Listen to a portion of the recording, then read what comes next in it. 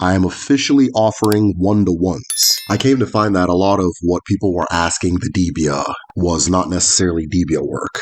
There were questions I could have answered for them, or there was no question at all. It was just more so a need for clarity, which I can most definitely help in that aspect, using a one-to-one session app known as People Talk. The link is below, and you can ask a one-off question with the app, or you can schedule a 30-minute one-to-one. But of course, if we need to go a little bit over, I'm very okay with that. Now, if you need to understand your current situation spiritually from an ancestral perspective, or maybe you feel that you have the calling to be a Debia or some type of calling you're not able to decode, or you're receiving messages that aren't 100% clear and you want to know what to do next, or maybe you have general questions about Odinani and Igbo spirituality, as well as how to apply these principles to solving internal and external conflicts, and feel that a solution rooted in ancestral science will be best, you can schedule a meeting at peopletalk.com/TheMedicineShell. And like I said, the link is below. And so that is peopletalk/TheMedicineShell. Pricing is different for AZ tier patrons. So if you're an AZ tier patron, message me first. The last big announcement.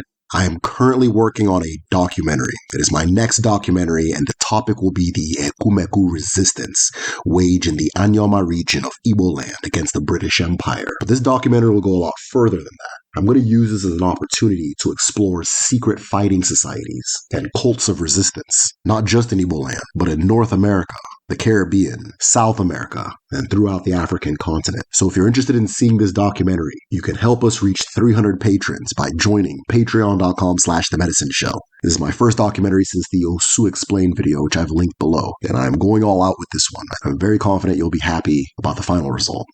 And with that being said, let's begin.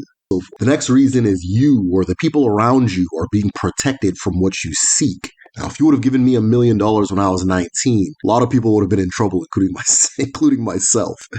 I remember how reckless I became after going from making $12 an hour to $16 an hour. And now that I'm older, I couldn't imagine receiving some type of windfall at that age. And ultimately, what is taught consistently in our ancestral tradition, that the main thing an individual should ask for is wisdom, because it is wisdom that allows you to receive things in a positive and beneficial way. Without wisdom, many things received can destroy you.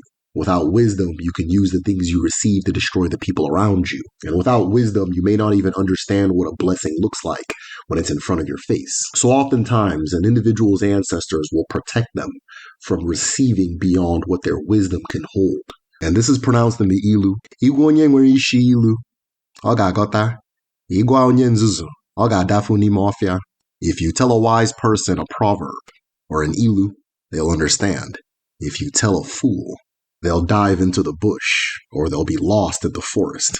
One of the reasons things take time and age to manifest is because an individual's level of readiness to handle it, once received, is very dependent on their level of wisdom. But ultimately, and even in the ancestral context, the wisdom acquired by age can always be surpassed by the wisdom of a young person committed to learning and bettering themselves. And this is expressed in the Ilu, Nwata na-ejegharị ọfụma kara onye isi awọ amanye. A well-traveled child is wiser than a gray-haired man. The next